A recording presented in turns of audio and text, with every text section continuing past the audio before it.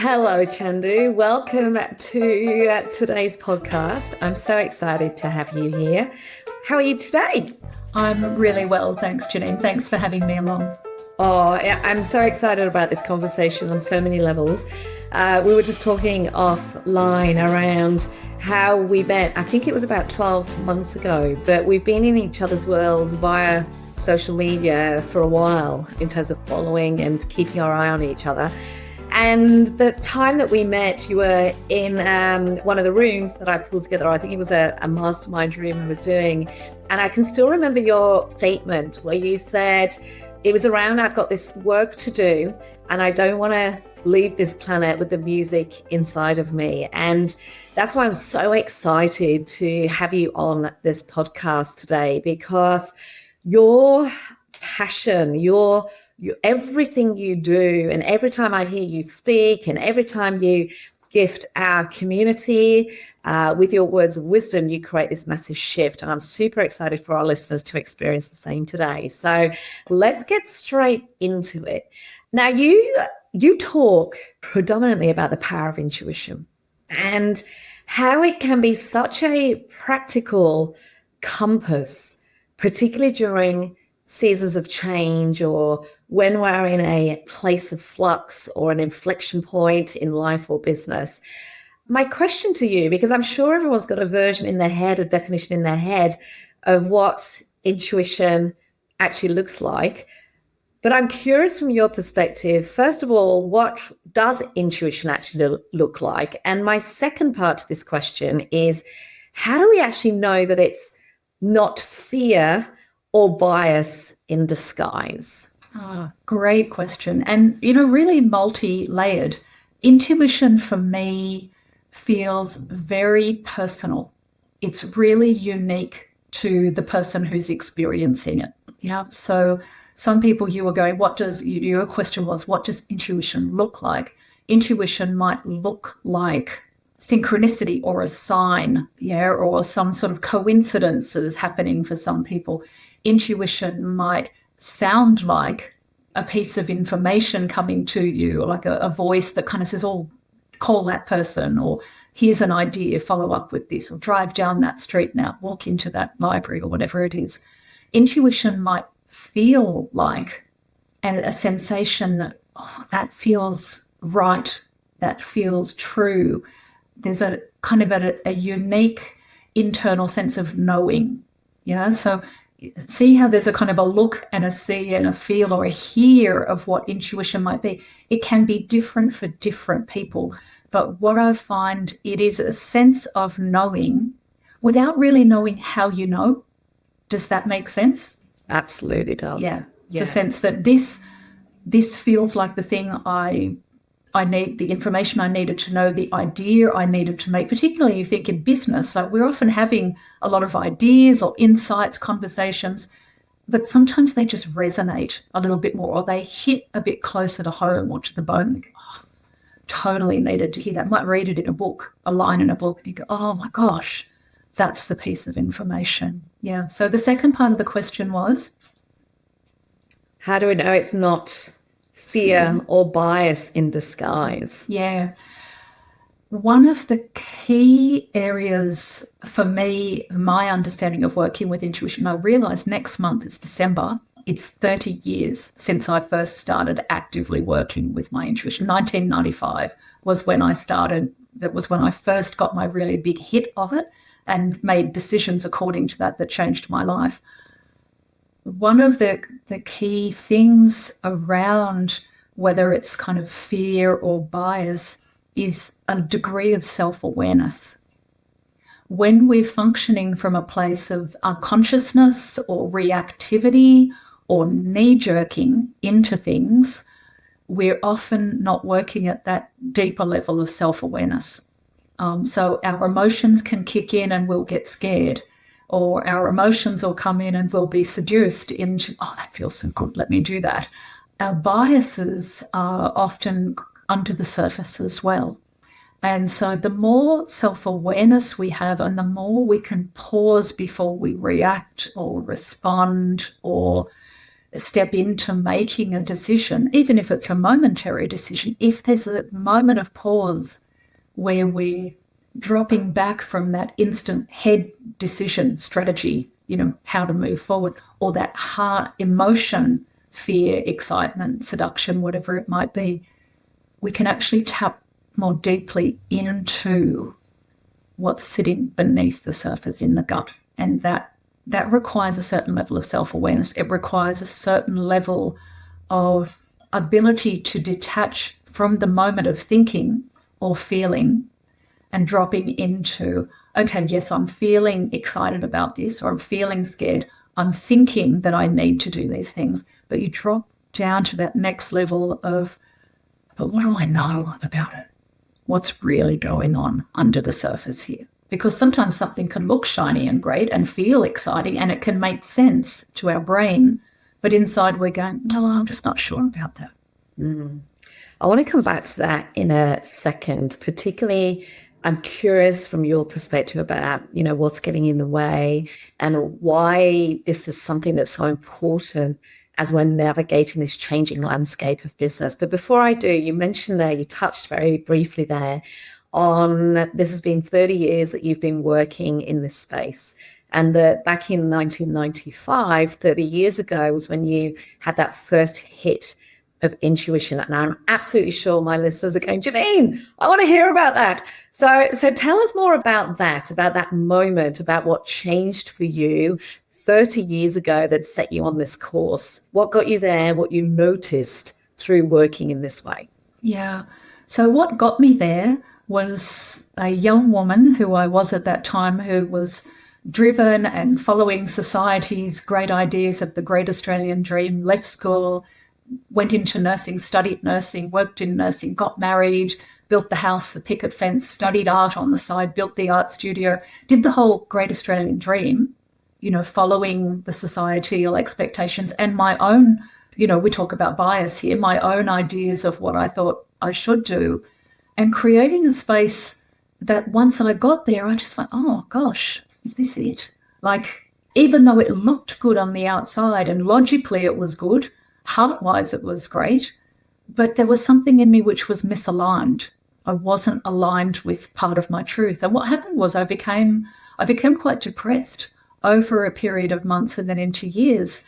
And that led me to this really clunky place of feeling very alone, feeling very unsure of my decisions, feeling very misaligned. I've created this great life. I should be happy. I should feel successful, and I don't. And I didn't know where to go or what to do with that, but I just knew enough to know this isn't for me anymore. And so I made some very bold and very heartbreaking decisions to step away from that life, step away from my relationship, my home, and eventually my job. And as I created more space full of heartbreak and confusion and despair, there was also these moments of, wow, okay, now I don't have to follow that path. I'm not exactly sure what lines up, but I don't have to follow that path. What might be here? And it was in those moments of spaciousness and quietness that I first started getting those real hits. My intuition was speaking to me through, my dissatisfaction, my restlessness, my uncertainty, but I didn't have the self-awareness to understand that. All I felt was if you come back to what you say about emotion, all I felt was the pain. All I felt was the hollowness and the emptiness, and that I'm not fitting into my life, even though I've created it. So stepping back from that and creating some space gave a part of me permission to listen a bit more deeply, because I wasn't now chugging like a train on a track that wasn't for me anymore. I didn't know where the train was going, but actually there weren't even tracks built for it. So there was a lot of sitting in tension around that. And what decisions did you make? Where did that intuition lead you? The first time I got a really strong hit of my intuition was December 1995. I'd moved out of the house I'd just built, was renting with a girlfriend and her little baby. I had a pup and we had a kitten and a cockatiel flying around the house. It was, it was quite crazy. But I remember it was a Saturday afternoon, it was sunny, I was in the house on my own, I'd washed my nursing uniforms and I was hanging them in my wardrobe. Very mundane, no brain thinking. And I noticed there was a dialogue going on in my head that was like, okay, like, look at you, you're kind of feeling pretty happy and you're playing house. Is this really what you wanted? Like, you've moved out of one house and one lifestyle into another house. And I started witnessing that this dialogue was going on in my head. And then this voice just kind of appeared and said, why don't you go to Africa? And to a 24-year-old nurse in the Blue Mountains, that was like saying, why don't you go to Mars? It was so foreign and so out of this world for me. But it was almost like someone had thrown a bucket of cold water on me and just kind of completely woken me up from the dream of me now just kind of redoing the dream in a different way, if that makes sense. Absolutely. Did you go to Africa? I did. It seemed ridiculous, but because it came with such a degree of clarity, and I just decided to stay open to it because I knew I could rebuild a life here, but it didn't feel true. So eventually, and different things happened, and I met different people who traveled there and lived there. And this travel agent just happens to, all these little breadcrumbs started on the trail. And I opened to it. I remained curious about it. I didn't shut it down. I just went, even though it was, at the time seemingly ridiculous. So I just opened to it.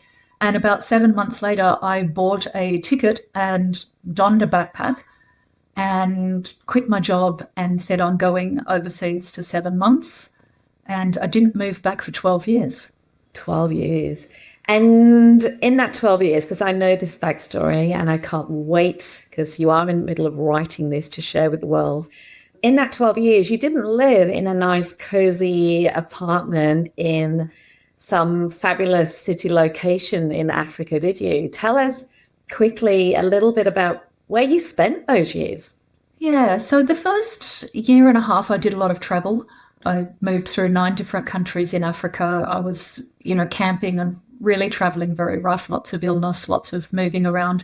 I went overseas to India, Nepal, and Tibet, where I did a lot of spiritual work and meditation, developed a lot of practices. But eventually I did go back to Africa, and I ended up settling in a very small, remote village in Tanzania in the highlands, where, we lived in a little mud hut with a thatched roof and a piece of corrugated iron for a door, carried water half a kilometre, 2 buckets for 2 years. Had 2 buckets a day for 2 years. That's 2 full flushes of the toilet. So, yeah, like washing at night outside, standing over a bucket and collecting that water, pouring it over us. And then collecting that water to wash clothes in the next day. It was very remote. And I think that's where I first understood the real sense of leadership and business, because I got to immerse myself in the tribal women and see where they, look at what their opportunities were and also what their lack was, and see how enterprising they were and how connected to the seasons they were as well. Yeah. Okay. Gosh, I've got so many questions for you. Before we come back to intuition, I just want to pick up on that. That's where you said something about, that's where you first started becoming very interested and aware of leadership and decision making. When you reflect on the time and the significant amount of time you spent there, what are, I don't know, the key learnings that you bring back into your work now? Gosh, there's so many. But if I was to break it down, one of the key things was around seasons. And it's not, of course, we lived, if we didn't have rain and we didn't sow at the right time, if we didn't sow in November and the rains didn't come, we didn't eat in May. Like, it was that simple. And not just for me, for, the village, for whole regions. So the seasons, but not just the seasons of weather and the environment, the unique seasons that we have in our lives. We might be in a season of having young children. We might be in a season of business growth. We might be in a season of career change. We might be in a season of relationship or health change. So I think the seasons and the seasons of change became very, very forefront in my life because I was living them daily. We didn't have electricity, so you went to bed when it got dark and you got up when the sun came up. And I did that for years. So the levels of the seasons of change and how we adapt to them.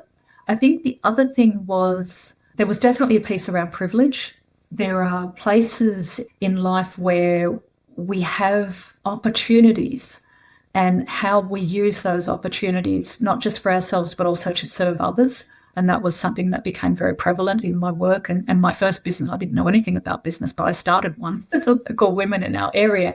So definitely the seasons of change, the understanding of opportunities and how we can impact and make a difference through acts of service. I think there is a third one around trusting ourselves to make choices in times and not doing it from that place of just strategically thinking or just feeling, but actually what is true, what is really true. And, years just sitting under the tree shelling peanuts, having mangoes fall on the ground, that level of silence, that level of isolation, that level of sitting with nature and therefore sitting with the nature of myself has really helped me in my work and bring that into my work with my clients and my programs, because we don't get a lot of time and we're not taught how to sit with ourselves and listen for what's true for us. And that's, this work, you talk about the work that you do, these lessons that you bring back into boardrooms with women's retreats that you're currently running in the Blue Mountains here in Australia through your coaching programs. And as I briefly shared, I know there's some great publications and books coming. You also talked a minute ago about intuition speaks to you if you let it. So I'd like to sort of bring these two things together now for our listeners around, first up, from your perspective, from what you are now seeing, what is the opportunity that exists for us as business owners, as leaders, as executives, to start listening? This intuition speaks to you, so to start listening a little bit more closely, a little bit more deeply. What's the opportunity? And I guess converse to the opportunity is, what are we putting at risk by not listening to our intuition? I think the opportunity is that intuition isn't new. Yeah, if we go back through time, intuition has been used by healers, leaders, medicine women and men in ancient communities of First Nations people all over the world. They used it as a sense. They used it as a tool that helped round out their decision making. And so I think that the opportunity to use our intuition is an opportunity for us to, access the supercomputer that's our brain, to access the amazing structures and infrastructure that we have and that we've learned and we can learn and implement with our intellect. We're talking so much more around emotional intelligence now as well. So, we're going from this, this intellectual intelligence into emotional intelligence and activating and using and being more aware of that, how we feel about things, what's going on in our body. That intuition adds to that whole spectrum of being able to assess what's actually going on for us, review how we've gone with something and how we do all this in business, we do all this in leadership, but how holistically are we looking at that? What are we bringing to the question that I ask is, what other intelligence can I be bringing to this? What other perspective or viewpoint can I be bringing when I'm thinking about moving forward? We're not just thinking about performance here. We're thinking about longevity. We're thinking about sustainability. We're thinking about not just how this affects, the company or the organization. How does this affect the people on all those different levels? Because, we can just, we can replace things that break down, or we can replace people. But you would see this all the time in your work. When we pause and really look at all the dimensions, we get a much more whole picture. And the risk is that when we continue to kind of what I call work above the eyebrows, and we're only working in the strategy and the how, or if we're only coming from the heart where we're functioning from just a place of emotion or feeling, the risk is that we might be missing a vital piece or vital pieces of information or the puzzle that may support longevity, sustainability, and those incredible moments of inspired ideas which, sometimes come out of nowhere when you're hanging something in your wardrobe or, driving long distance. Yeah. Yeah. It's that whole thing, isn't it? Is I have my best thinking in the shower. That's the intuition. So, because I know we've spoken about this in our mutual group of amazing women that we work with, and the question that comes up, which I'm sure listeners are also asking, is so how do I tap into my intuition? I think there's a sense of knowing that it makes sense that there is an opportunity, as you said, to talk, to see the different perspectives so that we're making more holistic decisions in our own businesses, in our families, in our lives.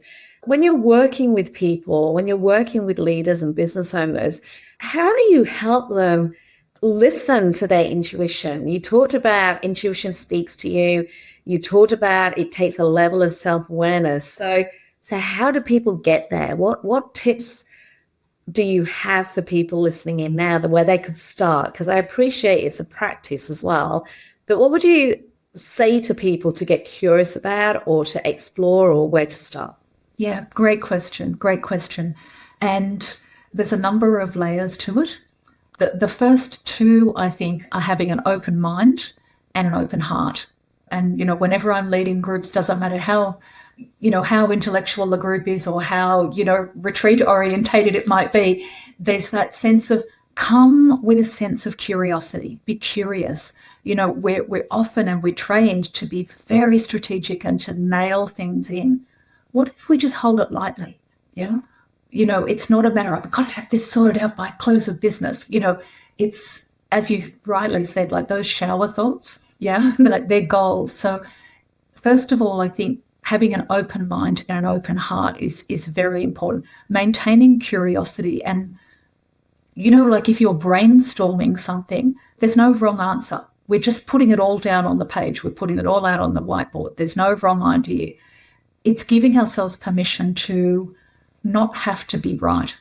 I think the second thing around our intuition is that our intuition is always available to us. It's always there. But we are busy.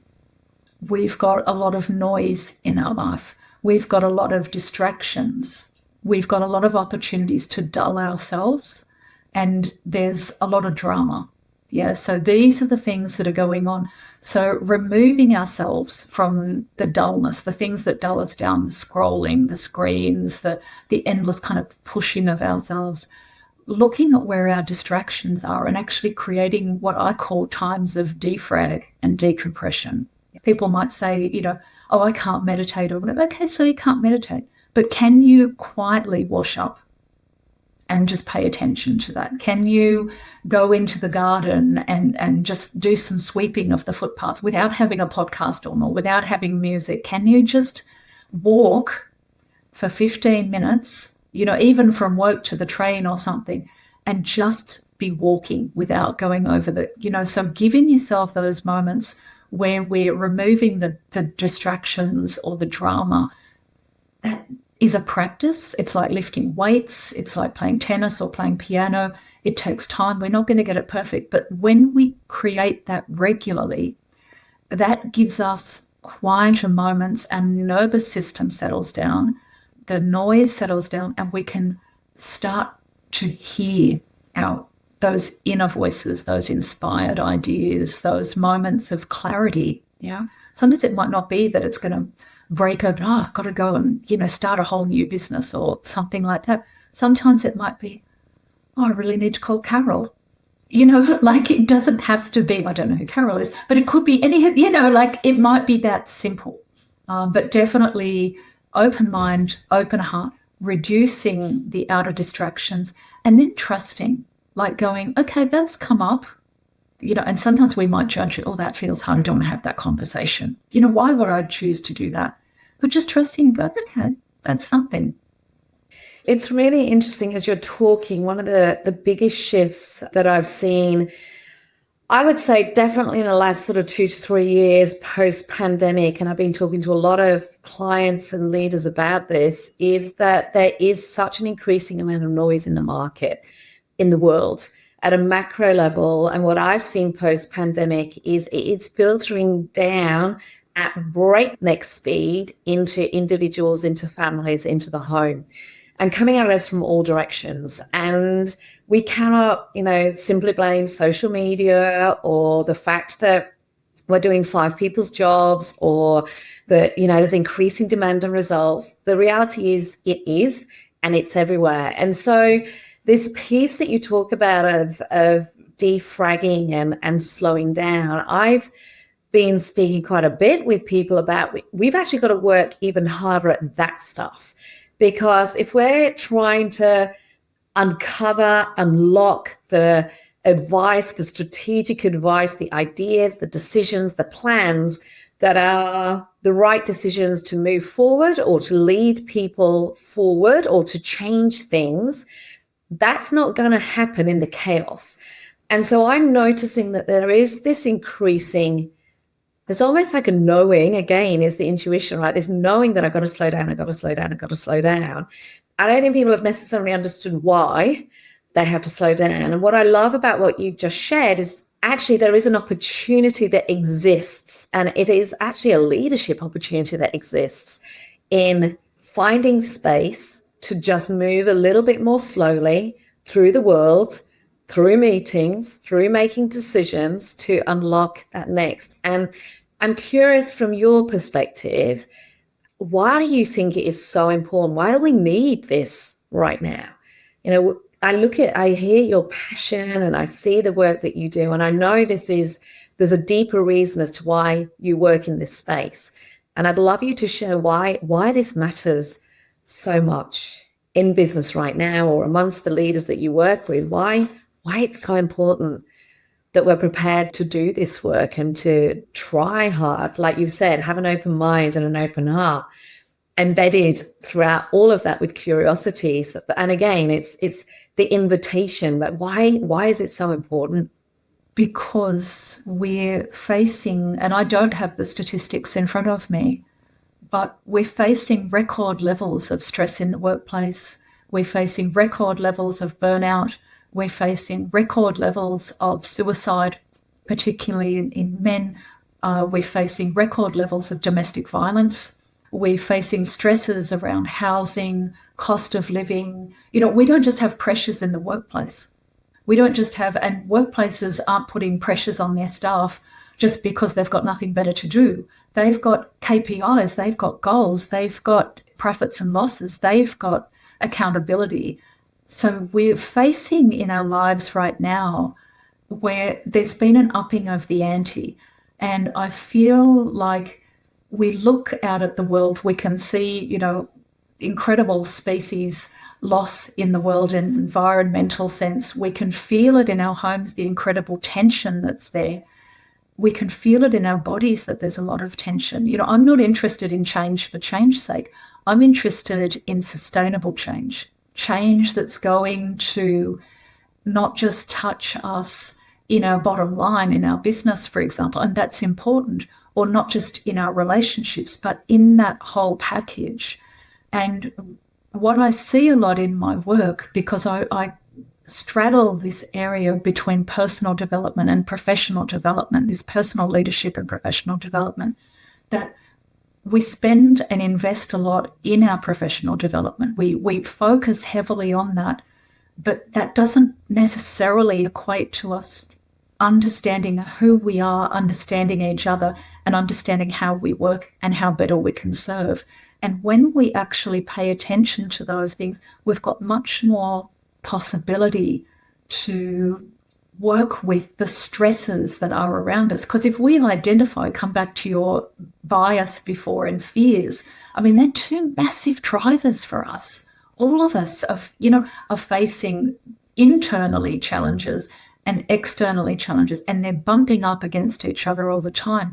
When we're more self-aware around that and we're more able to notice it and name it, we're more able to actively deal with it and take action, which isn't just positive for us, it's positive for the people around us, it's positive for our professions, and it's positive for the planet. For me, that's the reason why everything will start. You drop the pebble and it ripples out. we have the opportunity to make the change within us and the opportunity, therefore, to make the change around us. And if you come back to the circle of control or the circle of influence, it starts here anyway. Yeah. Yeah. Oh, Chandu, I love it. Have you, you've worked with many leaders, lots of women. As I said earlier, you've run retreats, you've spoken on stages, you've sat in boardrooms. Do you have a favorite example that you are able to share of that shift that happened for a client around where they were at when they started listening to their intuition and, as you said, looking at the problem from multiple dimensions, coming at it from a different solution and a result to show how powerful this is as a human skill, but equally as a leadership skill? Yeah, I love that. And there's about 7,000 that come to mind. But I'm going to go with my intuitive hit, which is around a professional woman that I've worked with for a number of years. Super high achieving, super driven. Like her, she's so intelligent and articulate. And, she was suffering with like migraines twice a week. She was showing up for, she was working in corporate at the time in a management role, leadership role. She had 2 kind of just teenage kind of kids. There were changes in her industry, which were meaning that if she didn't upskill and go and do many more qualifications, that was going to impact her down the track. She had a marriage, there was, the whole package, family stuff going on. But she had this vision for the work that she really wanted to create. And she kept on outsourcing all her brilliance and creating it for everyone else and serving everyone else. And what I could see was her intention was good, but the alignment of how she was doing it wasn't good. And it wasn't serving her. And it was manifesting in these migraines. It was manifesting in, her fatigue. It was manifesting in her overworking in an organization that actually didn't appreciate her to the level. And now, she's working for herself. She's set things up. She's studying. She's still got 2 teenage children. She's got, it's all still going on. But what she did when she placed herself in the center and really took time to align with that bigger vision for what she wanted to create rather than the reactivity of in the moment, or we've just got to get through to month end, or, like those sorts of pressures. When she stepped back, not only did her migraines ease, but she was able to step out of work that she was doing, which was meaningful and good, but just was not really aligned with what her bigger vision was. And so her energy was better placed elsewhere. And, she's thriving. She's, and that's just, I guess, a really simple example, because we're taking into consideration that this isn't just about your work. You still want to be a mother to your children. You still want to participate holistically and wholly in your marriage. You want to be part of your family and your community. You want to be well. Chandu, I could talk to you for absolute hours. You've got me already thinking about, as I plan the next season of my business, some of the additional things I need to consider. I know you've shared a few ideas along the way through this conversation, but if we just sort of wrap it up in case people have missed it, around, if one of our listeners is feeling stuck, they are successful on paper, but the reality is they could be exhausted. I know your Inner Pilgrim program that you run talks a lot about this pathway from overwhelm to clarity. What's the first 10-minute thing, or the first thing, the only thing, the one thing that they could do right now when this podcast ends to rebuild that trust in their inner guidance, in their intuition? Yeah, great question. The one thing that you can start with is to shut down all the things around yourself, and give yourself some space. Doesn't matter where. It can be in your car, on the side of the soccer pitch while your kids are playing. Doesn't matter where it is. But, phone away, on silent, nothing else. Give yourself that space. Have 3 breaths. Yeah. So 3 breaths in. 1 breath in through your nose and out. Another breath in your own time, and in and out. And that 3rd breath in And as it comes out, just like let yourself have that out breath, soften, and ask yourself the question, what would I love? Gosh, I love that. What you don't know, Chandu, because I haven't shared, is probably about half an hour before we jumped online. It's exactly what I did. I do 10 minutes, did my breathing, and my question was connecting in with you and how this podcast, how this conversation was going to go. And it was really funny because Chandu yesterday said, have I got any questions? I said, oh, there's going to be plenty, but I've got none to give you yet. I am a massive advocate of your work. I have witnessed firsthand the impact that your work has as a collective and on an individual basis. And I support what you're saying, Chandu, that the world right now needs leaders and business owners and parents, needs all of us, because we're all leaders, to actually take notice of the work that we're here to do, to take notice of the decisions that we're making, and to really consciously have conversations, make decisions, put in place strategies that are going to create those positive ripples of change versus the knee-jerking, responsive, transactional businesses that essentially got us to here. And so I love your work. I don't even know if I'm allowed to share that I know you're writing a book. I don't think we've got a launch date yet. I will make sure in the show notes for any of you listening, I will put all the details of how you can get in touch with Chandu. As we close up, what's your final message that you'd like to share with our listeners? It's really normal to be fearful when we're approaching change or we're feeling that we need to make change. We've got ancient wiring that's set up to keep us safe, and yet change is the thing that keeps us fresh. Change is the thing that keeps us vibrant. Change is the thing that makes us human, that makes us, a creature of, life. And if we approach it with a degree of curiosity and courageousness, we see the opportunities in it, whether it's, it's a period of change that we chose or whether it's a period of change that we didn't choose. I'd just like people to understand that there's always opportunity and that we can have hope, that we can look back and go, I've been through myriad changes.